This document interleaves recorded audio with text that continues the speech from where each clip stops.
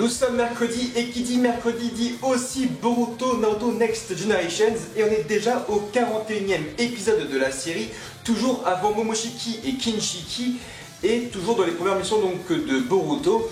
Et puis tu as donc toi aussi remarqué le clin d'œil donc à Boruto, la Team 7 avec l'ancienne Team 7 donc de Naruto, ou encore la team de Konohamaru, la fameuse mission où on a toutes et tous déjà vu des shinobi aspirants attraper le fameux chat sauvage.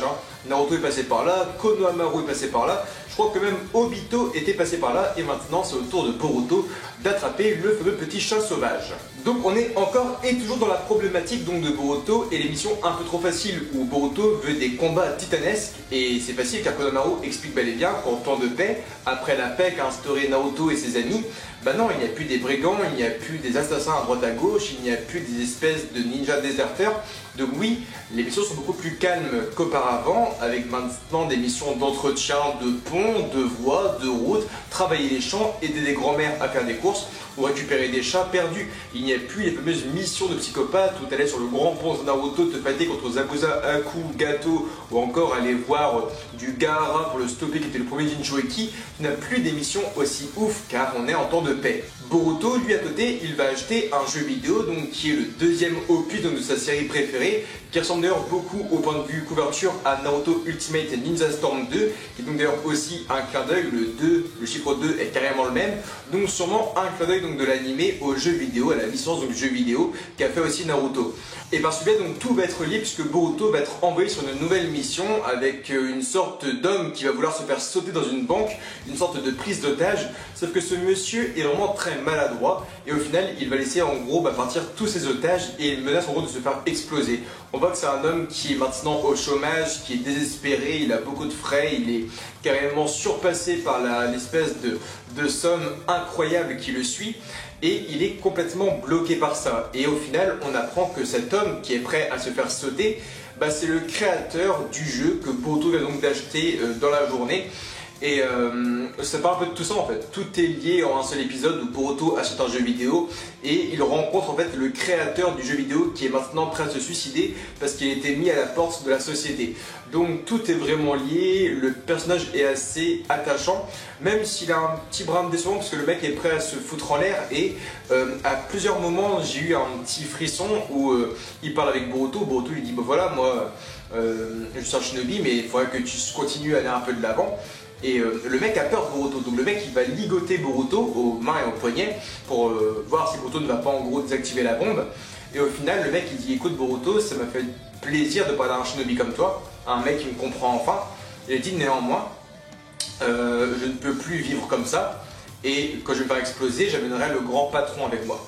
Et là, c'est touchant parce qu'on voit que Boruto veut se relever, que Boruto tombe au sol, il est ligoté, il ne peut plus bouger. Sarada et Mitsuki sont à l'extérieur, ils attendent en gros un signal de Boruto que Boruto ne peut pas donner. Et là, le mec, il active la bombe et elle est prête à exploser dans 5 minutes. Et là, la musique commence, une musique vraiment super dramatique. On se dit merde, le mec va se faire sauter. Peut-être que Boruto va échouer sur sa première mission et que le mec va se faire sauter et que ça va engendrer une sorte de maturité chez Boruto. Sauf qu'au final, Boruto il dit ah, mais en fait, tu serais pas le créateur du jeu vidéo que j'ai acheté plus tôt dans la journée. Le mec fait ah bon, t'as acheté mon jeu vidéo? Et on dirait vraiment une mauvaise blague. Et au final, Boruto il dit bah écoute, moi ce que je te propose c'est que tu te suicides pas. Voilà, comme ça quand j'aurai fini le jeu vidéo, je te donnerai mon avis. Et le mec fait bon, ok, je me suicide pas. Et juste ça, j'ai fait mais c'est quoi cette fin de merde? La fin est nulle. La fin est vraiment nulle. C'est que là, ça fait quand même 2 semaines que je critique Boruto. Je suis déçu parce que ça fait. C'est ma série préférée quasiment, c'est le manga avec lequel j'ai grandi, mais ça fait quand même 2 jours que je critique Boruto. Mais je trouve en fait le raisonnement est con. Toute la vidéo, tout l'épisode a un côté scénaristique super sympa à développer, c'est super sympa à voir, c'est touchant et tout. Mais la fin, genre, je vais me suicider. Non, te suicide pas. En fait, quand moi je vais finir ton jeu vidéo, je te donnerai mon avis. Comme ça tu verras. Le mec fait bon, ok. Oh je me suiciderai dans, allez quoi, 3 semaines. Mais les gars, c'est abusé, le mec il peut très bien attendre 2 semaines, avoir la vie de Boruto, se suicider après, tu vois. Donc c'est quand même super stupide, le mec après il est embarqué par la police et tout.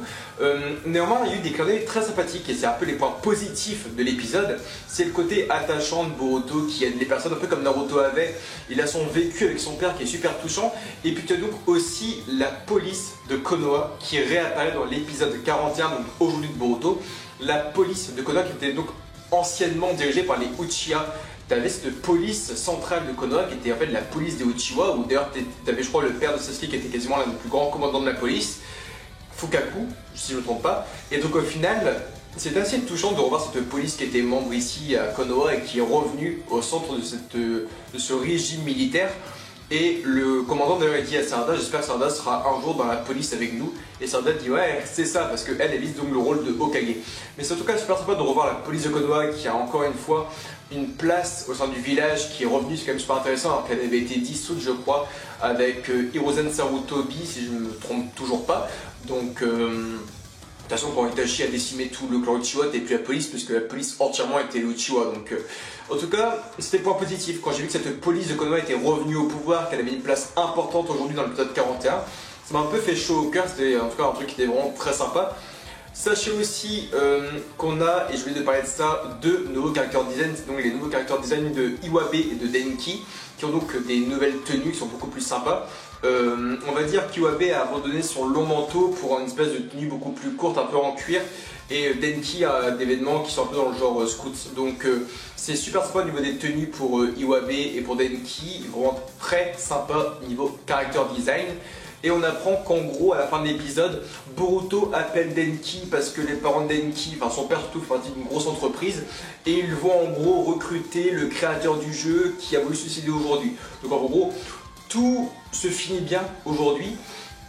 Mais le seul truc qui est dommage, c'est quitte à faire les choses bien, autant les faire bien. C'est un peu comme Dragon Ball Super actuellement, où quand le mec appuie sur le petit bouton qui lance la bombe, tu vois 5 minutes et tout, tu fais merde, Boruto il est ligoté, il ne peut pas faire grand chose, Sarada et Mitsuki sont dehors, ils attendent un signal qu'ils ne peuvent pas avoir parce que Boruto est ligoté.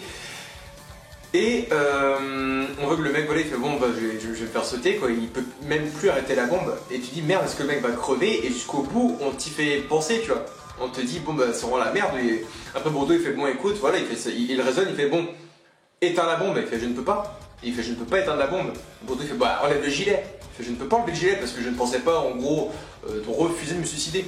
Et Boruto il fait bon écoute détache-moi, il fait ses clones, et en gros il y a le bouton de la télécommande a un mauvais signal, donc Boruto avec ses deux Kagebunshin vont faire une technique Raiton pour relancer le truc. C'est con parce que je crois qu'on te parle de faux contact dans la télécommande, et si tu as un faux contact avec ta télécommande de télé, c'est pas en lui foutant un coup de taser qu'elle ira mieux, c'est complètement con. Moi j'ai pensé au début qu'il allait faire du shoot-on pour essayer de griller les circuits pour que la bombe s'éteigne carrément, mais non, il fait du Raiton pour enlever le déclic de la télécommande pour éteindre le truc, donc c'était sympa, mais